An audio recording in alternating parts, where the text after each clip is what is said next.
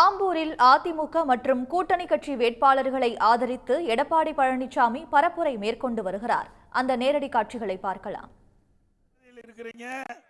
அதனால இப்படிப்பட்ட திமுறான பேச்ச பேசிட்டு இருக்கிறீங்க. கொஞ்சம் பிற்காலத்தை நினைச்சு பாருங்க. 2011 சட்டமன்ற பொது தேர்தல்.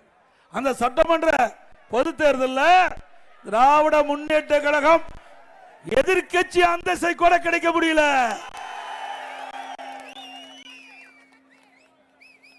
இன்றைய தினம் 2011 2021 வரை பல தேர்தல்கள் காலம் கண்ட கட்சி அதிமுக கட்சி. 2011 அதிமுக ஆட்சி, 2016 அதிமுக ஆட்சி. ஆண்ட கட்சி மீண்டும் ஆட்சிக்கு வந்த சரித்திரத்தை படைத்தார் இதை புரட்சி தலைவி அம்மா அவர்கள். 234 தொகுதியிலும் கூட்டணி இல்லாம ரட்டளையிட நின்று வெற்றி பெற்று ஆட்சி அமைத்த ஒரே கட்சி அதிமுக கட்சி. இன்றைக்கு சட்டமன்ற பொதுத் தேர்தல் மட்டுமல்ல, நாடாளுமன்ற தேர்தலிலும் 37 இடங்களிலே வென்றோம். 2014 மறந்து விட்டீர்களா? ஒரு இடம் கூட உங்களுக்கு நாடாளுமன்றத்தில் கிடைக்கல. 2014 ஆண்டு நடைபெற்ற நாடாளுமன்ற தேர்தலில் ஒரு இடம் கூட திமுக கிடைக்கல. எங்களை பத்தி பேசுவதற்கு தகுதி இல்லை. பல இடைத்தேர்தல் 2011 2021 பல இடைத்தேர்தல் தமிழகத்தில் நடைபெற்றது. அப்பொழுது கூட உங்களால் வெற்றி பெற முடியல. உள்ளாட்சி தேர்தல் வெற்றி பெற முடியல.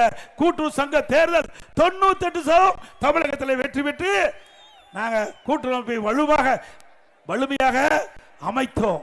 10 ஆண்டு காலம் வனவாசம் போன கட்சி எங்களை பற்றி விமர்சனம் செய்வதற்கு அருகதை இருக்குதா? ஏதோ ஒரு 5 ஆண்டு காலம் தப்பி தவறி உங்களுக்கு ஒரு வாய்ப்பு கிடைச்சிட்டு இதை பயன்படுத்தி ஒரு நல்ல ஆட்சி கொடுப்பான்னு மக்கள் எதிர்பார்த்து தான் உங்களுக்கு வாக்களிச்சாங்க. நீங்க கவர்ச்சிகரமா 2021 சட்டமன்ற பொது தேர்தலில் அதிகமான வாக்குறுதிகளை அள்ளி தந்தீங்க. 525 அறிவிப்புகள் திராவிட முன்னேற்ற கழக தேர்தல் அறிக்கையில் இடம்பெற்றது 2021 அன்று. அப்பொழுது ஸ்டாலின் எதிர்க்கட்சி தலைவராக இருந்தார்.